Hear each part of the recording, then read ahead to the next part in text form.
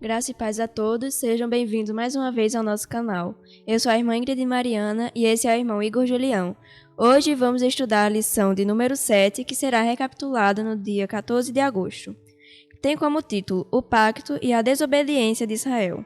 O texto básico diz assim: Mas também os filhos se rebelaram contra mim, e não andaram nos meus estatutos, nem guardaram os meus juízos para os fazer, os quais, cumprindo-os, o homem viverá por eles. Eles profanaram os meus sábados. Por isso eu disse que derramaria sobre eles o meu furor, para cumprir contra eles a minha ira no deserto. Ezequiel, capítulo 20, versículo 21. Irmão Igor, por favor, tem como o senhor nos ajudar nesse texto básico? Amém, louvado seja Deus, graça e paz, irmã Ingrid Mariana, aos nossos prezados ouvintes.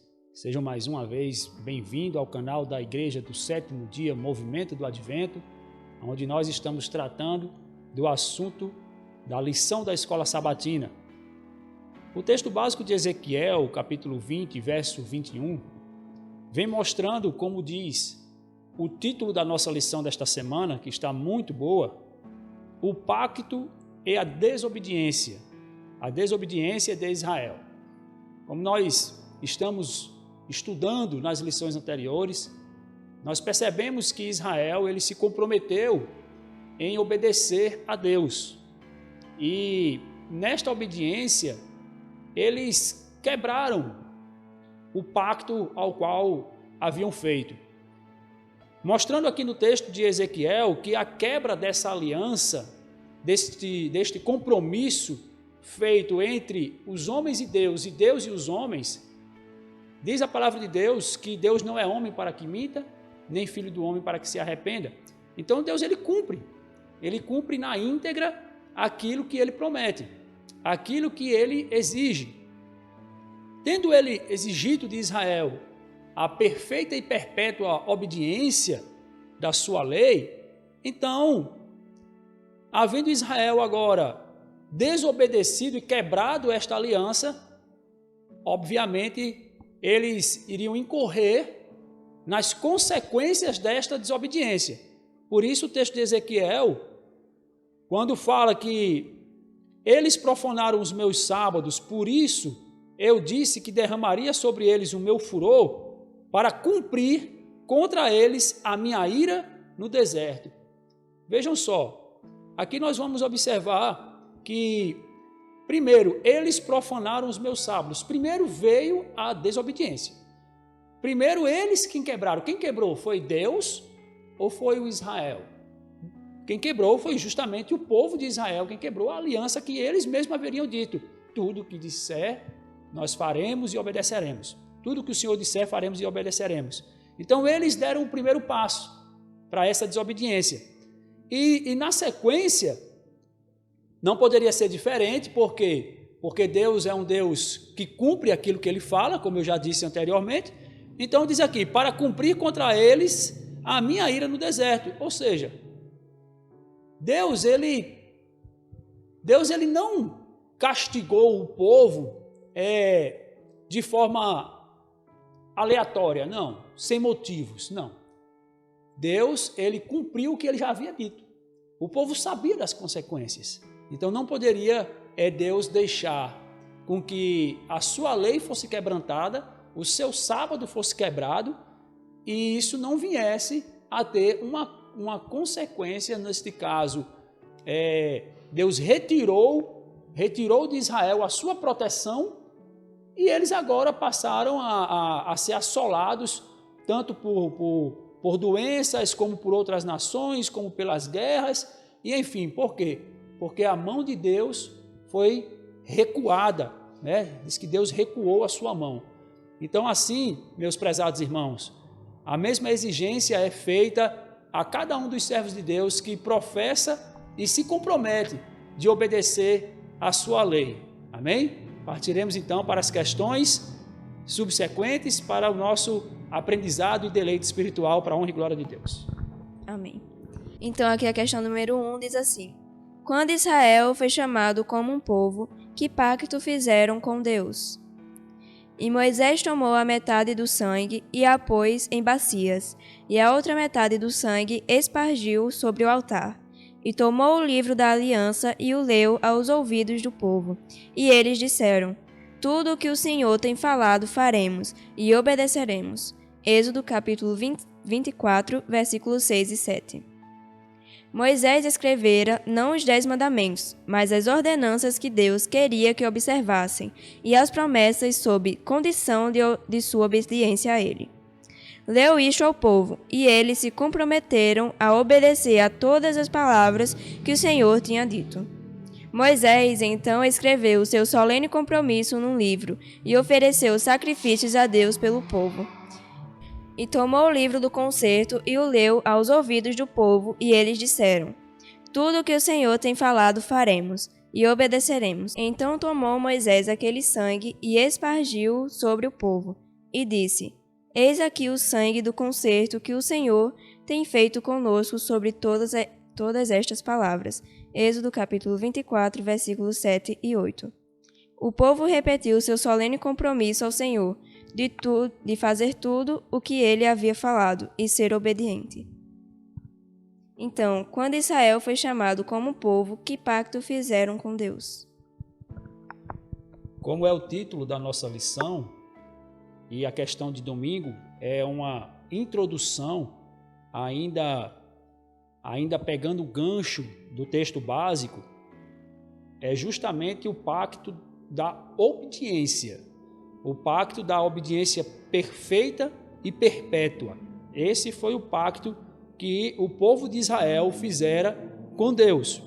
Então, segundo o que está escrito na História da Redenção, página 145, que diz que o povo repetiu seu solene compromisso ao Senhor de fazer tudo o que ele havia falado e ser obediente. Veja, prezados, que nós vimos na questão da semana passada que esse desejo de Israel de obedecer a Deus, quando ele expressa que tudo o que o Senhor tem falado faremos e obedeceremos, nós vamos ver que nesta fala do povo de Israel houve uma falha. Nesta fala houve uma falha do povo. Por quê? Houve ali uma autossuficiência, como nós comentamos na lição da semana passada. Se você não assistiu, eu convido a você olhar os vídeos que têm sido postados na Igreja do Sétimo Dia Movimento do Advento, aqui no nosso canal, para que você possa acompanhar e entender a sequência dos assuntos que estão sendo apresentados. Como eu vinha falando, eles expressaram esta frase: tudo o que o Senhor tem falado, faremos e obedeceremos. Mas eles não tinham condições de obedecer toda a lei perfeita e perpetuamente sozinhos. Eles precisavam do auxílio de Jesus Cristo. A palavra de Deus diz que a lei conduz a Cristo e Cristo nos conduz novamente em direção à lei. Sem Cristo nada podemos fazer. O que eles precisavam eram converter os seus corações verdadeiramente ao Deus de Israel, entendendo que a sua condição pecaminosa não os dava condições para obedecer como eles haviam dito que faria. Assim é conosco. Nós precisamos de Cristo para obedecermos à lei de Deus, para obedecermos e guardarmos todos os seus mandamentos, os 10 mandamentos do Decálogo, que é um resumo, um transcrito do caráter do Senhor. Israel, então, foi chamado como um povo, e que pacto fizeram com Deus? Fizeram um pacto de obedecer. Mas nós vamos ver, nas questões que estão por vir, que este pacto, infelizmente, não pode ser cumprido, não por parte de Deus, mas por parte do povo. Então, a nossa questão número 2 nos pergunta assim: qual era o desígnio de Deus ao chamar a Israel como um povo peculiar? Porque o Senhor assim nolo mandou: eu te pus para a luz dos gentios, a fim de que sejas para a salvação até os confins da terra. Atos capítulo 13, versículo 47. O Senhor chamou o seu povo Israel e separou-os do mundo, a fim de poder-lhes confiar um sagrado legado. fê-los depositários de sua lei, e era seu desígnio conservar por meio deles entre os homens o conhecimento de Deus. Por eles devia a luz do céu brilhar até os lugares mais escuros da terra, e fazer-se ouvir uma voz chamando todos os povos a se voltarem da idolatria para servirem ao Deus vivo e verdadeiro. Então, qual era o desígnio de Deus ao chamar Israel como um povo peculiar? Irmão Igor. O desígnio de Deus era justamente poder confiar àquele povo um sagrado legado. Que legado seria este? Nesta questão de segunda-feira, está escrito na notinha do livro Testemunhos Seletos, volume 2, página 155, mostrando que fê-los depositários de sua lei, e era seu desígnio conservar por meio deles entre os homens o conhecimento de Deus. Então aqui está a resposta para a nossa questão. Qual era o desígnio de Deus ao chamar Israel como um povo peculiar? Veja, Deus não chamou Israel porque ele era o mais forte. Deus não chamou Israel porque ele era o povo, porque ele era o maior entre os povos naquela época, entre todas as nações. Muito pelo contrário, era o menor entre os povos e o mais fraco entre eles. Deus, ele trabalha de uma forma diferente. Deus chamou Israel para que eles fossem depositários da sua lei, ou seja, para que eles guardassem a sua lei, e não somente que guardassem, porque você pode pensar, então eu pego a lei e eu guardo ela, eu deixo ela guardadinha, mas eu não preciso viver as exigências da lei, eu posso deixar ela apenas guardada. Mas a palavra de Deus nos mostra que Deus queria que Israel não somente guardasse, mas também vivesse aquilo ao qual ele havia expressado na sua palavra. Vivendo por meio da sua lei, ele conduziria ao mundo a luz do verdadeiro Deus, do único Deus, Criador dos céus e da terra, e livraria ou apresentaria a todas as nações este Deus para os livrar da idolatria, ou seja, da adoração a falsos deuses, da adoração a falsos deuses. Essa era a intenção de Deus, esse era o desígnio que Deus tinha para o povo de Israel, de conservar por meio deles entre os homens o conhecimento de Deus, porque Deus, ele usou o instrumento humano, ele poderia ter usado os anjos, mas Deus deu esse privilégio a nós, seres humanos, a sermos guardadores e podermos apresentar o amor de Deus, o amor de Cristo a outras pessoas, para que essas pessoas possam entender e se voltar para este Deus e viver em conformidade com o seu querer, pois nós sabemos que a nossa vontade, ela é contra nós. A palavra de Deus nos mostra que as nossas inclinações herdadas e cultivadas do pecado, elas nos levam apenas para a destruição. Mas quando nós passamos a conhecer de Deus, nós passamos agora a entender a sua vontade e colocarmos a sua vontade em primeiro lugar na nossa vida, como está escrito em Mateus capítulo 6, versículo 33, procurai primeiramente o reino de Deus e a sua justiça, e todas as outras coisas vos será acrescentada, ou seja, Deus não deve ser secundário na nossa vida, mas ele deve estar em primeiro lugar na nossa vida. Então essa era a intenção de Deus, de que o povo de Israel tivesse de posse da sua vontade, apresentasse a outras nações e livrasse essas nações da idolatria, da adoração a falsos deuses. Então a questão número 3, o que aconteceu com Israel por causa da desobediência à lei de Deus? Que mais se podia fazer a minha vinha, que eu lhe não tenha feito? Porque esperando eu que desse uvas boas, veio a dar uvas bravas. Isaías capítulo 5, versículo 4. Deus escolheu Israel como depositário dos inapreciáveis tesouros da verdade para todas as nações, e deu-lhes sua lei como a norma do caráter que deviam desenvolver perante o mundo os anjos e os mundos não caídos. Pela desobediência e deslealdade, a nação escolhida de Deus formou um caráter justamente oposto àquele que Jesus pretendia que desenvolvessem pela obediência à sua lei. Eles deram sua própria imagem e inscrição à verdade, dela removendo a que fora posta por Deus. Nessa questão de número 3, que nos traz a seguinte interrogação: o que aconteceu com Israel por causa da desobediência à lei de Deus?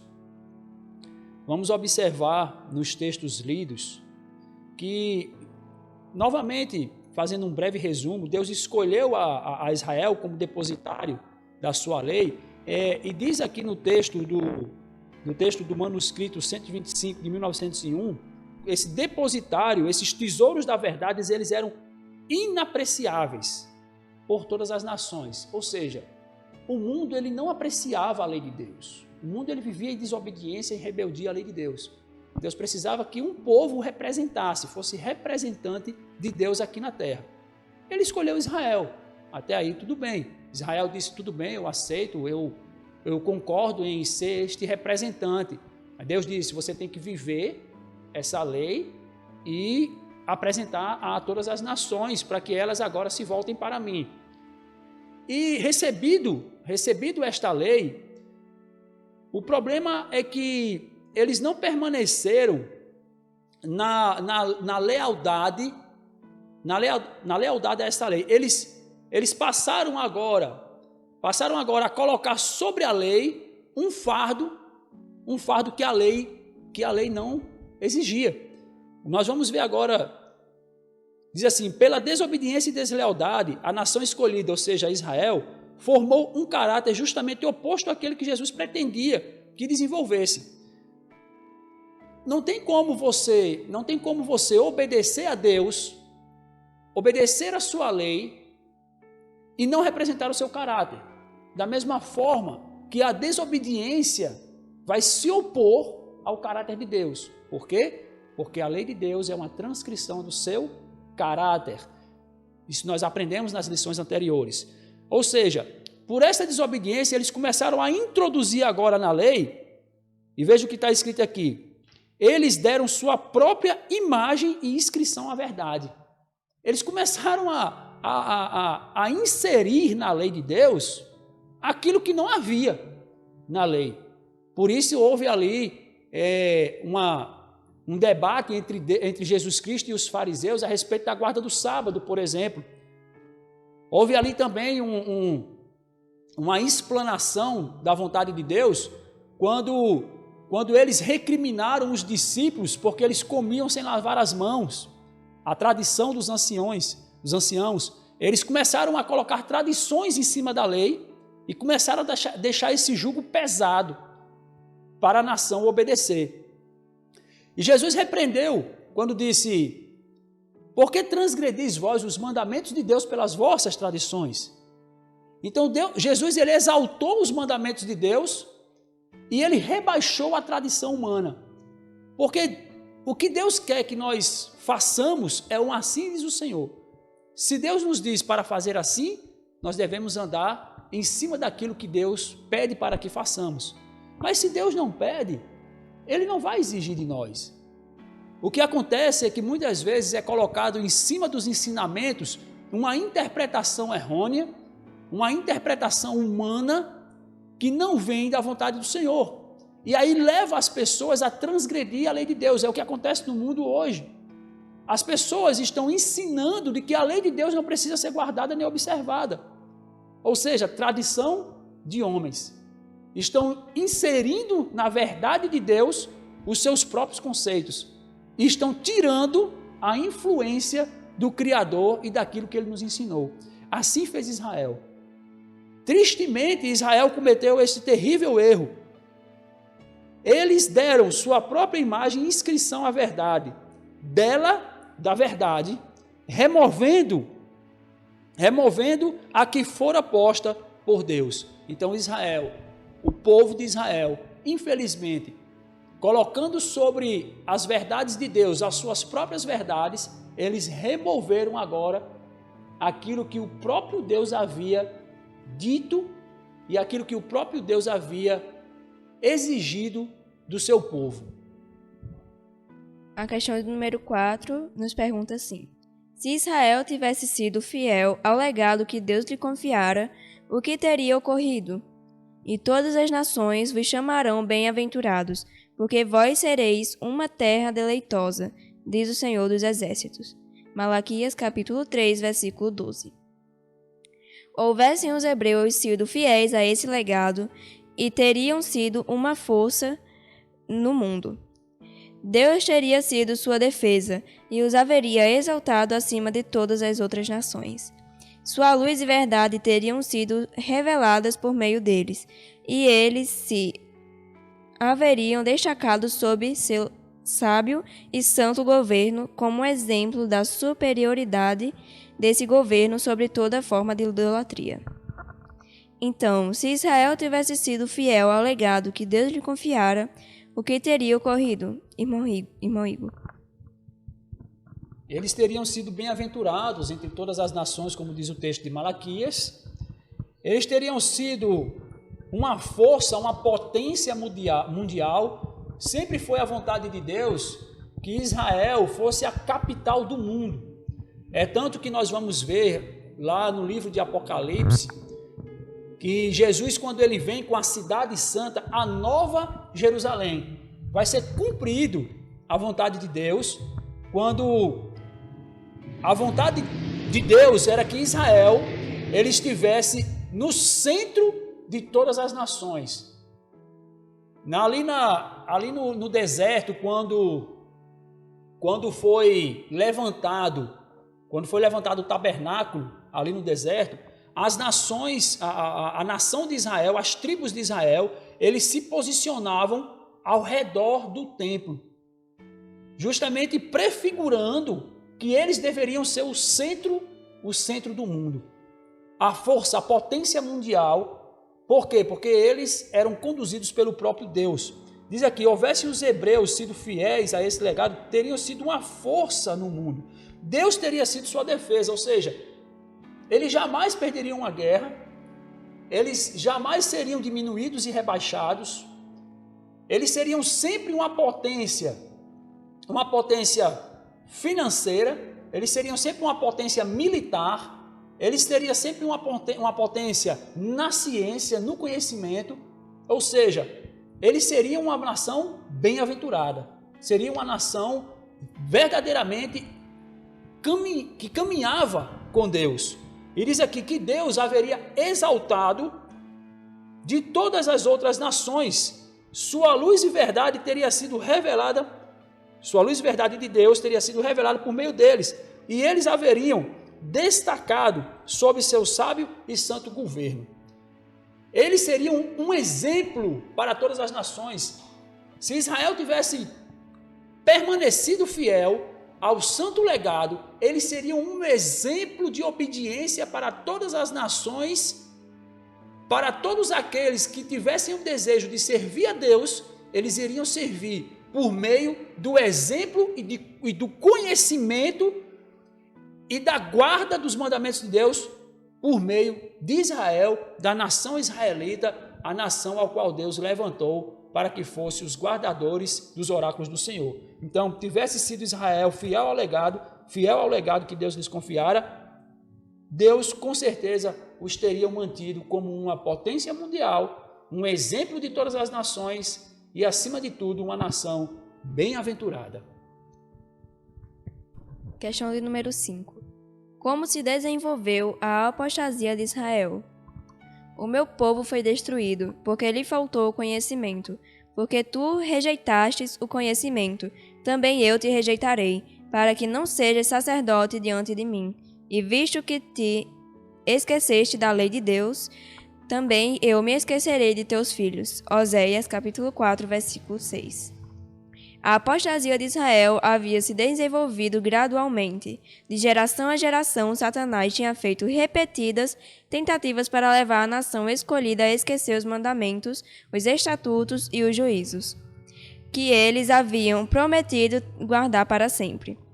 Ele sabia que se pudesse levar Israel a esquecer-se de Deus e a andar após outros deuses e servi-los e adorá-los, certamente pereceriam. Deuteronômio, capítulo 8, versículo 19.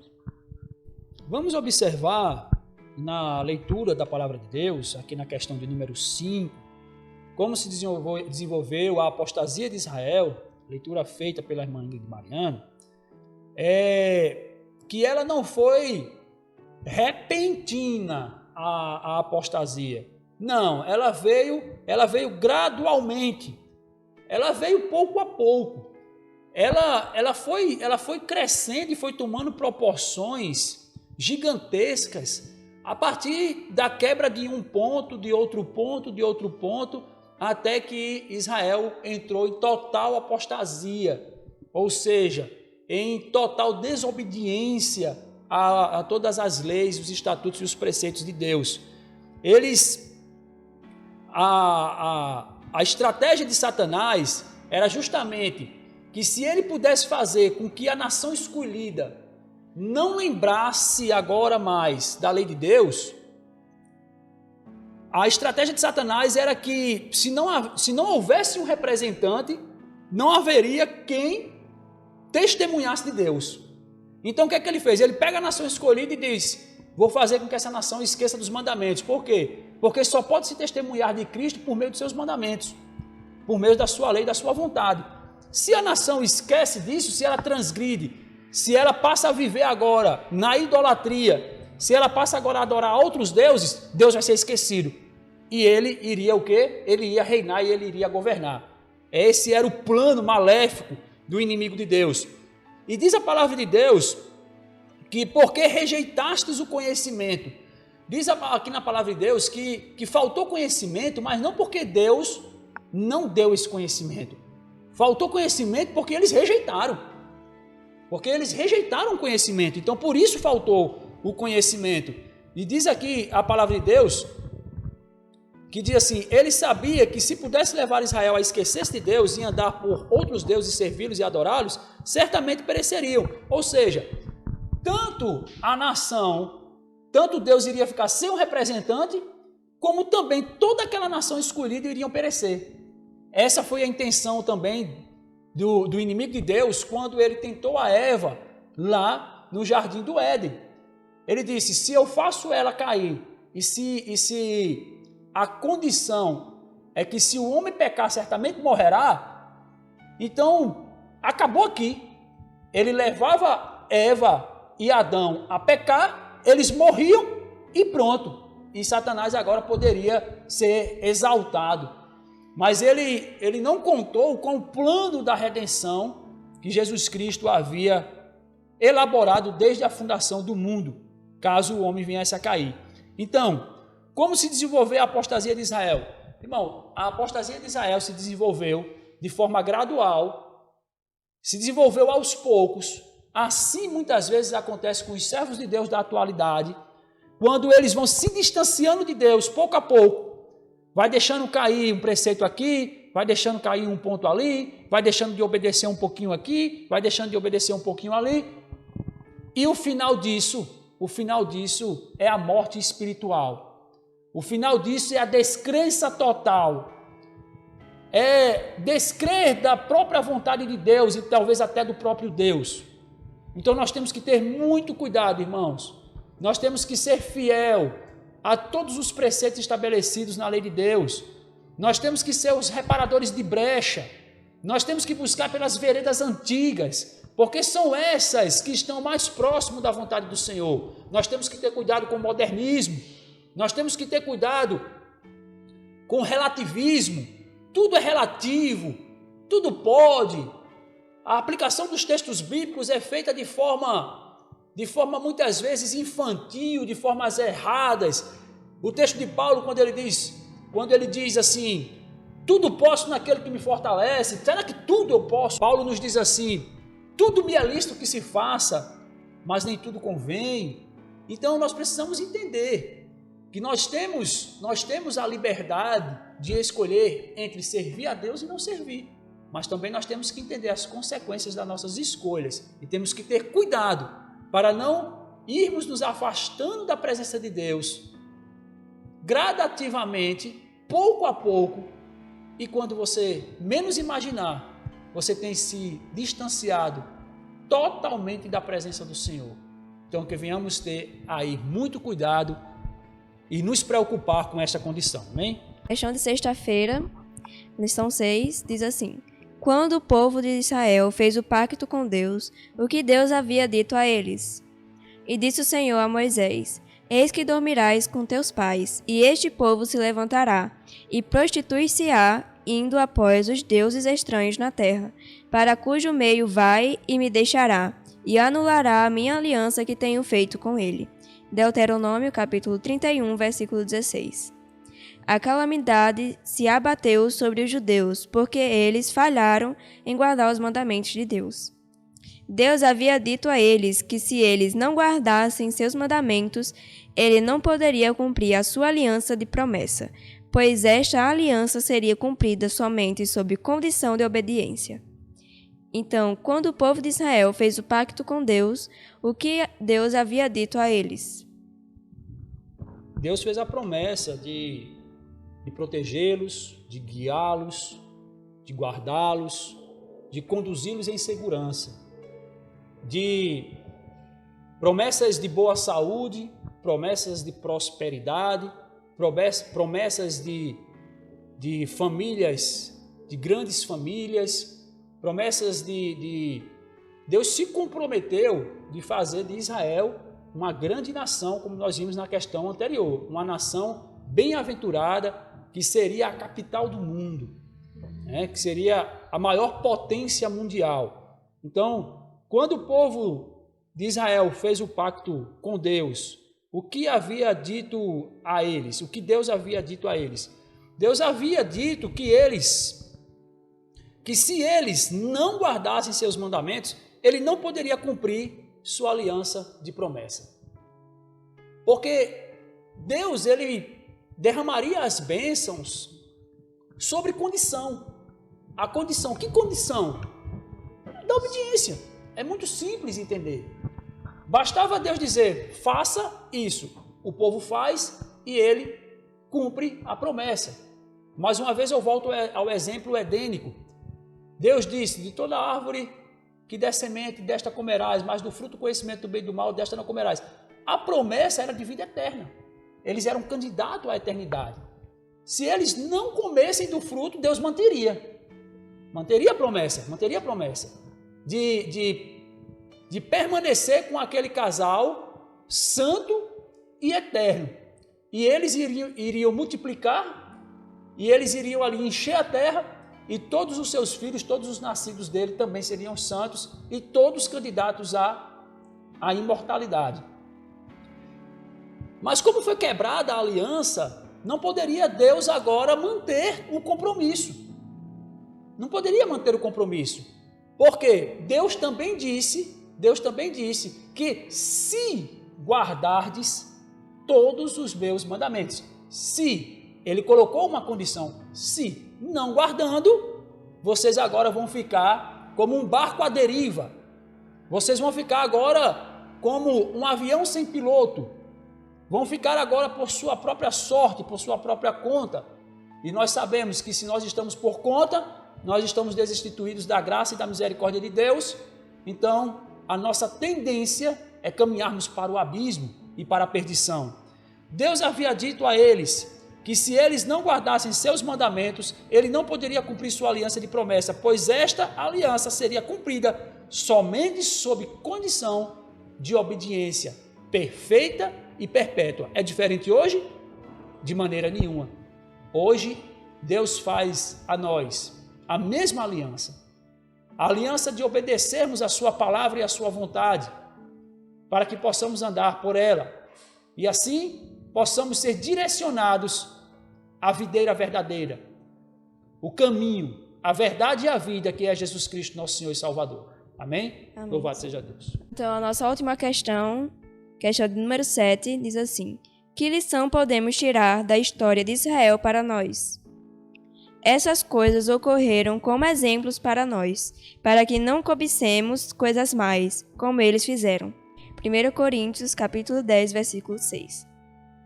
Portanto, esforcemo-nos por entrar nesse descanso, para que ninguém venha a cair, seguindo aquele exemplo de desobediência. Hebreus, capítulo 4, versículo 11. A história de Israel deveria ser para nós uma advertência mais solene das calamidades que nos ultrapassar, se formos desobedientes aos mandamentos de Deus. Por isso convém dar a atentar com mais diligência para as coisas que temos ouvido, para que em nenhum momento as deixemos escapar. Pois se a palavra falada pelos anjos permaneceu firme e toda transgressão e desobediência recebeu justa recompensa, como escaparemos nós se negligenciarmos tão grande salvação, que o primeiro começou a ser falado pelo Senhor e foi confirmada a nós pelos que a ouviram? Então, que lição podemos tirar da história de Israel para nós? A lição de Israel, ela deve ser estudada, deve ser avaliada por todos nós. E nós não devemos desconsiderar esses escritos bíblicos que estão eternizados nos santos escritos.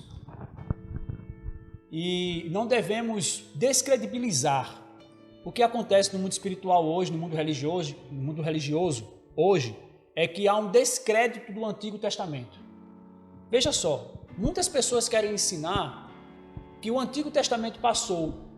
O apóstolo Paulo, quando ele escreve a Timóteo, ele diz: toda a Escritura é inspirada por Deus e útil. Quando Paulo faz menção das Escrituras, ele está justamente falando do Antigo Testamento. O Novo Testamento ainda não havia sido escrito. Então, se toda a Escritura é inspirada e Paulo se referia ao Antigo Testamento, ou seja, toda a história de Israel, e ele diz que é útil para nos redarguir, para nos ensinar, para nos admoestar. Ou seja, a história de Israel é para nós um exemplo para que nós não venhamos a cair nos mesmos erros. Ou seja, quando a pergunta de número 7 diz assim: que lição podemos tirar da história de Israel para nós? Diz assim: para que sirva de exemplo para cada um de nós, como está escrito em 1 Coríntios capítulo 10, versículo 6. Nós poderíamos também inserir o texto de Tiago capítulo 1, versículo 25, que diz a palavra de Deus: aquele que atenta para a lei perfeita, a lei da liberdade, não sendo um ouvinte negligente, mas um operoso praticante da sua palavra, tudo o que ele fizer prosperará. Então veja só, não sejamos ouvintes negligentes da palavra de Deus, mas operosos praticantes da sua palavra. Diz que essas pessoas, aquele que atenta para a lei perfeita, a lei da liberdade, e nela persevera, não sendo um ouvinte negligente, mas um operoso praticante. Veja só, meus irmãos, Israel cometeu muitos erros. Nós não precisamos cometer tais erros. Nós não precisamos incorrer nas mesmas faltas e falhas que aquele povo teve. Como diz aqui, a história de Israel deveria ser para nós uma advertência mais solene das calamidades. Vamos observar que Israel muito sofreu por causa da desobediência. Será que agora vamos nós desobedecer também a Deus e vamos incorrer agora nas calamidades que podem cair sobre cada um de nós? De maneira nenhuma. Aí está o exemplo. Nós vamos ver que a nação de Israel, ela foi tomada por nações pagãs, como Babilônia, como Egito e tantas outras, e sofreram nas mãos desses homens.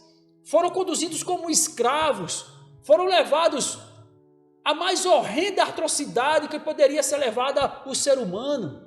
Perderam seus filhos, perderam suas esposas, perderam sua dignidade. Tudo isso por causa de quê? Da desobediência à lei de Deus, à vontade de Deus. Será agora que isso tudo passou? Será que Deus trouxe à nação israelita agora este legado, este exemplo, e agora simplesmente, não, aquilo era apenas uma brincadeira? De maneira nenhuma, irmãos. É muito sério. deve ser estudada de forma solene, como está escrito na palavra de Deus. Devemos entender que a vontade de Deus para as nossas vidas é que nós venhamos a obedecer, a aceitar a Jesus Cristo como seu Salvador. E isto implica em aceitar Jesus como Salvador. As pessoas às vezes não entendem. Aceitar Jesus como Salvador não é só como Salvador, mas é também como Senhor. Deus meu, Senhor meu, você entrega a sua vida a Cristo. Como está escrito nos Salmos, capítulo 37, Salmo 37, verso 5, entrega o teu caminho ao Senhor, confia nele e o mais ele fará. É uma entrega que se faz. Mas nós podemos entregar a nossa vida a Deus de nós mesmos, sem ter o auxílio da corte celestial? Não podemos. Nós carecemos de Cristo na nossa vida. Nós só podemos obedecer à lei perfeitamente e perpetuamente por meio de Jesus Cristo. Nenhum ser humano é justo, diz a palavra de Deus. Todos pecamos e destituídos estamos da graça divina. Por isso Jesus Cristo veio. Jesus Cristo veio como homem, obedeceu perfeitamente à lei de Deus como homem, foi ao sacrifício da cruz, morreu em prol dos pecados, e ele agora diz: sem mim nada podeis fazer. O único veículo, o único mediador entre Deus e o homem é Jesus Cristo, porque somente Cristo obedeceu perfeitamente à lei. Por isso o homem precisa de Cristo para ser conduzido agora de novo à reconciliação com Deus. Então que não venhamos a cometer o mesmo erro. Vamos olhar para essa história do passado, os erros que estes homens cometeram, e não vamos negligenciar a nossa salvação, porque triste será sermos pesados na balança e achados em falta naquele grande dia, no dia do juízo final. Que Deus possa olhar para cada um de nós, que Jesus Cristo possa olhar para a sua igreja e dizer as belas palavras: vindes benditos do meu Pai. E que nós não venhamos, irmãos, pela nossa desobediência, pela nossa incredulidade, ouvir a triste frase do Senhor Jesus Cristo, ao qual ele expressará tristemente do seu coração: apartai-vos de mim, vós que praticais a iniquidade. Que esse não seja o nosso legado, mas que o nosso legado seja de obediência à lei de Deus, à fé em Jesus Cristo, para que possamos assim ser novamente reconciliados a habitar nas mansões celestes por toda a eternidade. Amém? Amém. Louvado seja Deus. Muito obrigado por vocês até aqui terem nos acompanhado. Nós estamos aí estudando a lição da Escola Sabatina, a lição de número 7 da Escola Sabatina. Todas as outras lições estão no nosso canal da Igreja do Sétimo Dia, Movimento do Advento, e nós estamos à disposição de todos para tirarmos as dúvidas, para os questionamentos, também para as críticas. Nós estamos aí à disposição de todos os nossos ouvintes. Se você ainda não é inscrito em nosso canal, inscreva-se, deixe seu like, faça seu comentário. Isso muito ajuda para que essa mensagem, esse conteúdo possa chegar a outras pessoas. Vamos ser também depositários, guardadores da lei de Deus, e que possamos assim levar a luz da verdade a todas as nações, povos e línguas. Que Deus nos dê a sua graça, que vocês possam ter compreendido esta lição e que possam compartilhar e que possam nos ajudar com o crescimento do canal, e que Deus abençoe a todos em nome de Jesus. Amém? Amém. Louvado seja Deus. Graça e paz a todos.